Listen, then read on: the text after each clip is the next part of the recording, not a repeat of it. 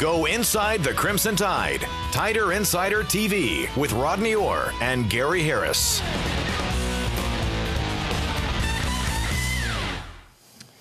Well, good evening, everybody, and welcome into another edition of Tider Insider TV presented by Buffalo Rock. Tonight, we're enjoying Diet Dr. Pepper, courtesy of Buffalo Rock. It's going to taste good. Alongside Rodney Orr from TiderInsider.com, I'm Gary Harris. And Rodney, it's all about recruiting tonight on the show because National Signing Day 2011 is tomorrow, and Alabama's got a great class regardless of what happens. We know that, a top 5 class, but it could wind up being rated as high as #1 overall, particularly if a guy like Cyrus Kouandjio puts his name on the dotted line for the University of Alabama tomorrow. This is the, according to most services, the #1 rated offensive tackle in the country, 6'7", right at 300 pounds. His brother Ari, a redshirt freshman at Alabama, but Auburn's in there strong. We'll have your crystal ball later, so I don't want you to give away any predictions, but Cyrus Kouandjio, what a player and what a pickup this would be for the Tide, particularly since Alabama's in the market for a left tackle. You know what's so interesting about the whole situation in terms of his recruitment, Gary, we've talked about it all along, all throughout the process. From last year this time, when Ari was on our show the night before signing day, we were convinced that Cyrus Kouandjio would follow in his footsteps, and here we are a year later. We've talked about it throughout the months, and now all of a sudden it doesn't seem so sure. So it's going to be interesting to see what he says tomorrow morning when he announces his decision. Going to be a big hit for somebody. Now, we've had a lot of wild stories this year in recruiting, as many as I can remember. And I know that sounds crazy. You're right. We thought for one time it had gotten better, but this year it's been wild. But Jeffrey Pagan, Florida commitment, Clemson commitment. Now tomorrow he's expected to sign with either Georgia or Alabama. Yep. Talked to his high school coach today. Danny Wilkins told me that it's going to be definitely Alabama or Georgia. You know, there were rumors, Gary, and I'm sure a lot of our viewers may have heard those, seen them on the internet, about Pagan made an unofficial visit to Georgia this past weekend. Not true. Did not make that visit. His last visit was to Alabama 2 weekends ago, and it's Alabama or Georgia. And, you know, it's a pick 'em, and to be honest with you, Gary, it's a really tough call. You know, there are a lot of recruiting battles, but when it's in-state, it's always more intense.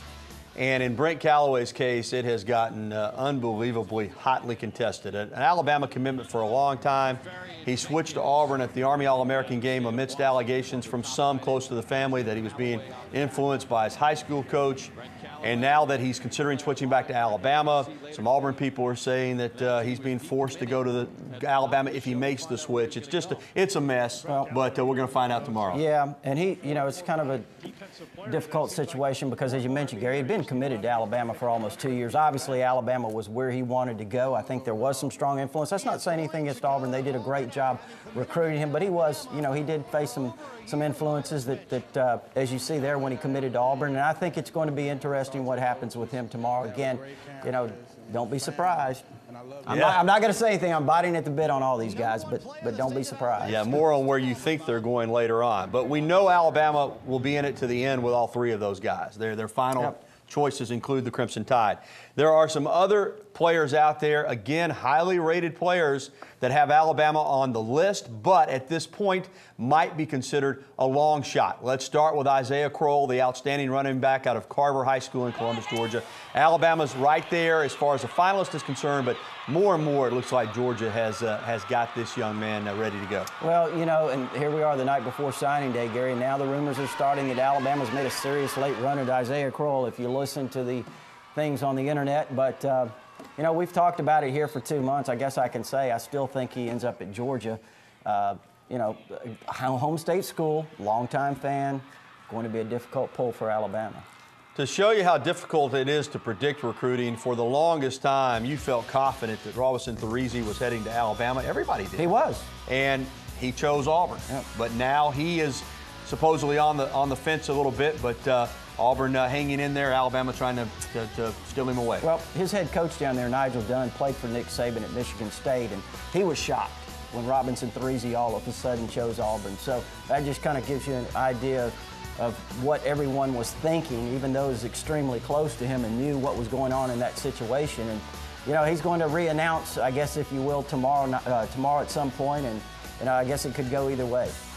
Nick Brazel, Snoop Brazel, wide receiver out of South Panola. You have told me you think he's the most talented wide receiver that Alabama's recruiting, and that's saying something with the likes of Marvin Shin and some others.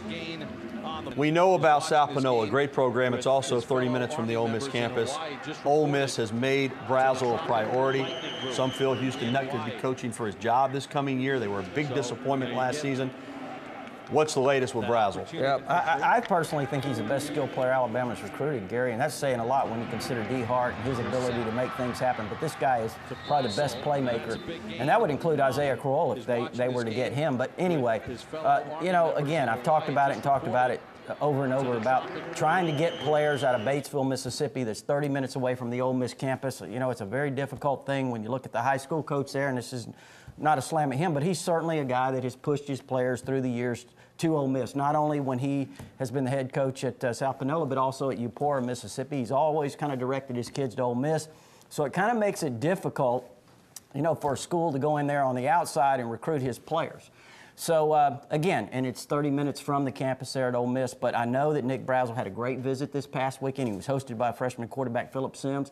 They had a great time, and his family had a great time. So Alabama's kind of, you know, gotten themselves in position maybe to pull off the upset, but, you know, again, like I've said, it'd be very tough. So a lot of drama on tap for tomorrow. We call it National Signing Day, but it really just begins the signing period. Prospects don't have to sign tomorrow. And the nation's #1 prospect, defensive end Jadeveon Clowney out of South Carolina, will wait probably until his birthday on February 14th. So Alabama fans will still be waiting for another couple of weeks to find out what's going to happen with this guy, but this is a Bama-South Carolina battle all the way. You don't want me to spoil this one, do you? It's going to be a while, obviously, and I know that, you know, the people at his high school would certainly love for him to go ahead and get it over with because it's been a lot of, you know, positive attention, but at the same time, it's been a draining process, I know, not only on them but also on Jadeveon, but he's going to wait until his birthday on February the 14th, and, you know, Alabama or South Carolina will give you our guess at the end. Yeah, the crystal ball is coming up courtesy of one Rodney Gerald Orr later in the program. And still to come on Titv, where does Alabama's 2011 class stand in the recruiting rankings? We'll talk more about that. But up next, it's a strange deal going on with Daryl Collins, too. The Alabama commitment has the option of gray shirting with the Tide or going somewhere else and playing right away. We'll update his status. Plus, of course, we'll get to your phone calls and emails as well. And as I've already alluded to, later on, Rodney looks into his crystal ball and will make his signing day projections. Will Alabama land Cyrus K? Will Brent Callaway make the switch back to Bama? Find out later tonight on TITV. And don't forget our big 4th annual Tider Insider TV Signing Day special live tomorrow at 3:30 from the Zone inside Bryant-Denny Stadium. That's right, WVUA TV gets to get inside the Zone. And we'll have all the analysis for you, plus Nick Saban's press conference live. So you'll want to make sure and join us for that tomorrow afternoon. Welcome back to Tider Insider TV. Alongside Rodney Orr, I'm Gary Harris on this signing day eve, 2011. Let's talk about Daryl Collins. Rodney, there's no doubt the Gadsden City wide receiver wants to play football at the University of Alabama. He's been a long-time commitment. He has not wavered from that. Good football player, outstanding young man, but the reality of recruiting is sometimes it's about numbers. Alabama's crunched a little bit. They've asked him to take a gray shirt, which means he would delay his enrollment.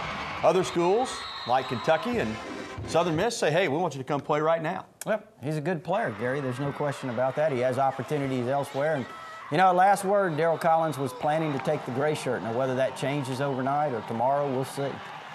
All right, we will. But, again, it's not that he's not a really good football player, because he is, but Alabama every year brings in or asks 2 or 3 or 4 prospects sometimes, signees, to wait and delay their enrollment and come in January instead. We'll see what happens with him. Well, up next, where does the 2011 class rank compared to Nick Saban's previous recruiting classes? And which players stand to make an immediate impact on the field for the Tide next season? Plus, we'll get to your phone calls at 205-348-WVUA. That's 348-9882. Or you can email us, TITV@WVUATV.com. You're watching the show that takes you inside the Crimson Tide, the one, the only Tider Insider Television, presented by Buffalo Rock.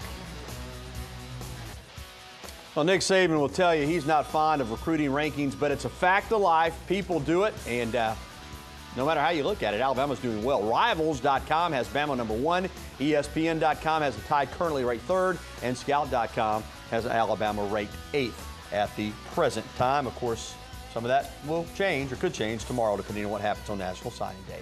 So for the 4th straight year, Alabama looks like it's on its way to a top 5 class.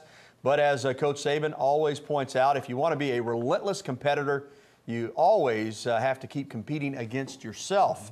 He also hates comparisons, but that's what we do on this show sometimes. Where does this class rank compared with Coach Saban's previous Alabama classes? Of course, the standard bearer would be 2008, Rodney. And again, we're waiting on several players. But right now, does this class compare favorably with the other ones you signed here at Alabama? Well, you know, again, you're talking about a 2008 class that has already won 36 games and a national championship, SEC championship. That's more games in a 3-year span than any team in Alabama football history.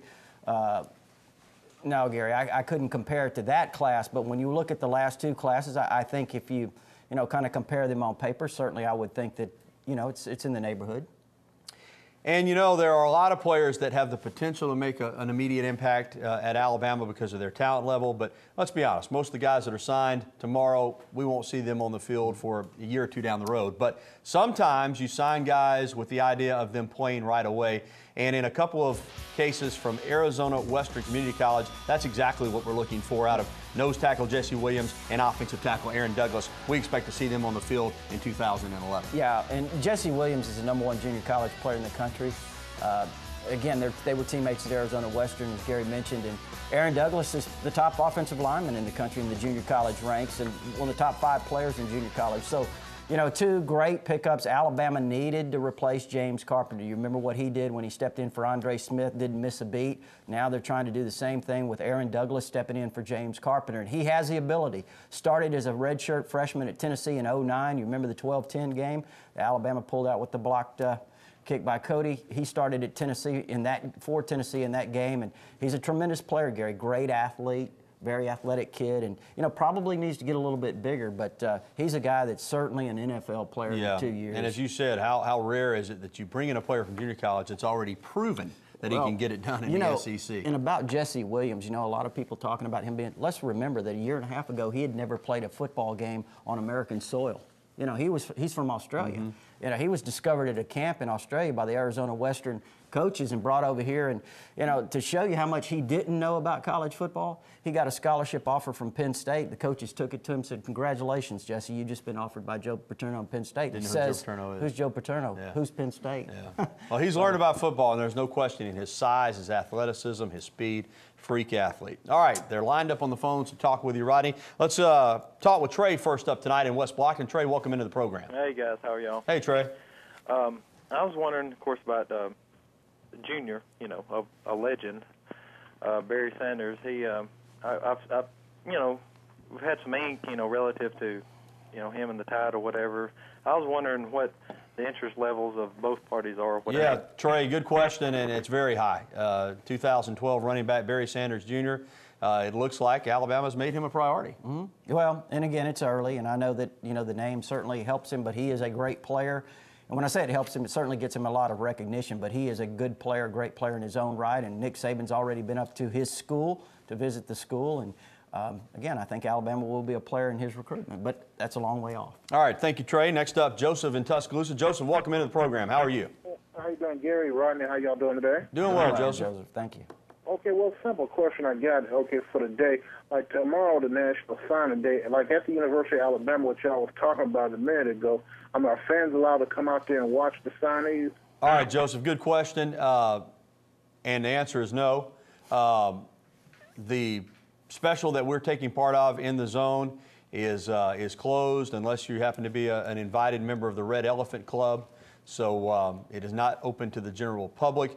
But I will tell you this, obviously you can watch our show at 3:30. Tide TV on the internet tomorrow. We'll start having coverage early in the morning and go all day.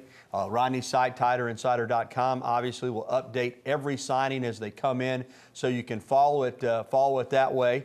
And I will tell you this, Joseph, if you'll call me here at the television station sometime, we'll try to set up an appointment with you to come in and watch one of our live shows here in the studio. But the recruiting special tomorrow not open to the public. All right, let's talk to CB in Tuscaloosa. CB, how are you, my friend? Fine, gentlemen, jury. How y'all tonight? Doing well. Listen, my old buddy Sylvester Croom, what about him? He's a good recruiter, in-state, out-of-state, good man. Is we got a shot of landing him? Yeah, he's class act, no doubt about that. I mean, he is nothing but class, great football coach, NFL experience, college head coaching experience, and he's looking at Alabama, and Alabama's looking at him. You have to remember, in a case like Coach Croom, you know, you can show interest, but he has to make a decision on what's best for him, too. I mean, he's a coach with the St. Louis Rams in the National Football League, so I think both Alabama's filling out Coach Croom and Coach Croom's filling out Alabama. Yeah, and there's other candidates as well. A lot of those have been talked about, and for those who don't know, I'm sure you've mentioned it, Gary, Sylvester Croom been discussed as a possible replacement for Kirk Cignetti on the staff, and you know, we'll see what happens. You talked about Sylvester Croom as a recruiter. He is a great recruiter, makes a tremendous impression. I think if he were to be hired, and again, that's if he were to be hired, he would probably recruit the state of Mississippi. He developed a lot of ties in his time over there as a head coach at Mississippi State. And I know he's really well respected. And you're talking about Barry Sanders Jr. Don't forget, Barry Sanders, running back coach with the Detroit Lions, was Sylvester Croom. That's exactly right. There's a contact right there if he comes to Alabama. All right, thanks for the phone calls. More phone calls at 205-348-WVOA are on the way when we come back here on this signing day eve edition of Tider Insider TV. Time to talk to you about the locker room, a Tuscaloosa tradition since 1964, located on the University Strip and home of the original elephant wear. You see this beautiful elephant wear shirt I've got on? Check out this tie that Rodney's sporting tonight. Original elephant wear from the locker room. You can go by Monday through Saturday, see the good folks there at the locker room, or you can look them up online at www.locker-room.biz. You can browse the inventory online, and if you live out of town, you can order right there off your computer. This original elephant wear has taken Tuscaloosa by storm. You need to get you a shirt, tie, pants, or more from the locker room. All right, let's get right back to the phones. Next up is Josh in Coleman. Josh, welcome in. How are you? I'm doing good, guys. How are you? Good, Josh. Go ahead. Well, I just had a couple quick questions. I wanted to check on the status of Robbie Green. I know for whatever reason he missed last year, I guess academic. Right, Josh. I'll go ahead and take that one for you, and you get to your next one. He is going to be back with the team in spring and will be eligible to play in 2011, and he'll add some experience to that secondary. And it wasn't academics. I mean, no it was reason not to academics. discuss what it was necessarily, but it wasn't academics. Are you still with us, Josh? All right, your second question. I just wanted to check on any wide receiver recruits we may have coming in. I haven't heard a whole lot about that. I know. All right, Josh, Rodney can handle that for you. Marvin Shin and Danny Woodson right off the top. Yeah, and I think Danny Woodson, you know, when you look at him, Gary, he's really I mean, he's maybe not real flashy, but he does everything. He's very solid. You know, he's got decent size, good size, about 6'1", 200 pounds or so, and he's got great hands, really catches the ball well, finds ways to get open, and just has a knack for playing the game. Again, his dad was Danny Woodson Sr., who played quarterback here.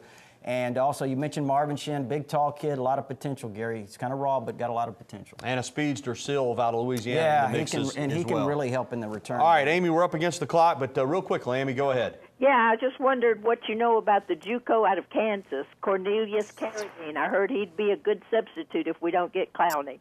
Thanks. Rodney? Substitute, huh? Well, that's a good way to put it. Yeah, Cornelius is a great player. I think he's on his way to Florida State, though, and I don't see him ending up at Alabama. But that's a real good question because he is a very, very good player. All right, Amy. Very good player. Amy knows her recruiting. Yeah, you can she tell does. that. She really does. All right. Sorry to the folks that were holding on the phone. Can't get you tonight. We got to stay within our time restraints. Coming up next, so many recruits, so many choices. Who will roll with the Tide? Rodney looks into his crystal ball when we come back here on Titv. Rodney, you've got a very popular feature you do every year on TiderInsider.com, Rodney's Crystal Ball. And we're going to do the TV version, a little shorter version for you. Let's start with guys, obviously, that are either uncommitted or on the fence. Well, Michael Fanning is an Alabama commitment, but Auburn trying to get in there. What's the crystal ball saying? Yeah, he's been committed since A-Day last year, Gary. Like you mentioned, Auburn trying to get in there. But last word, he's going to stick with Alabama. All right, Jeffrey Pagan, the defensive end out of North Carolina? Well, I was going with Georgia yesterday, okay? This morning I'm told by a family member that Alabama looks good. Again, I can't promise, but I'll pick Alabama based on what I was told by a family member, so we'll see. Well, the crystal ball has got to be so fuzzy on Brent Callaway with what's going on there, but you going to clear it up for us? Yeah, I think so. It's a little bit clearer to me than the other guys. I think Brent Callaway's always wanted to go to Alabama, and I think he switches back to Alabama tomorrow. Crystal ball says Alabama. Cyrus Kwanjo, big brother Ari K is already here. Is Cyrus K going to join him? Well, I tell you, Gary, I think it's a lot closer than what people think, but I think in the end, Cyrus K follows Ari to Alabama. And of course, we won't find out tomorrow, but everybody on pins and needles about Jadeveon Clowney. Well, where's Cornelius Carradine? They need a substitute. He's going to South Carolina. All right, there you go. That's the crystal ball. A couple others that I'll ask you about real quickly. Isaiah Crowell, quick prediction on him. Isaiah Crowell, I've said all along, Gary, I think he's going to Georgia, and I think you probably agree with that, right? I do. And real quick, Philip Dukes, defensive tackle. Well, he committed to South Carolina. So that's a done deal. And of course, we will let you know exactly who Alabama has signed tomorrow on our signing day special. You'll want to make sure and join us live from the Zone inside Bryant-Denny Stadium at 3:30. We'll have Coach Saban, his press conference live, and of course, Rodney will break it down for you tomorrow beginning at 3:30 here on WVUA. Well, that's going to do it for tonight's show. It's dinner time. We're going to visit the Pottery Grill over in Northport. Great barbecue. Come by and join us tonight for dinner. And don't forget, if you missed any of tonight's show, only one place that you can find it anytime you want to watch it, WVUATV.com. John Huddleston will have it posted later on this evening. So thanks for watching. For Rodney Orr and our entire Titv crew, I'm Gary Harris, and we'll see you tomorrow afternoon on our Tider Insider Signing Day Special. Have a great evening, everybody.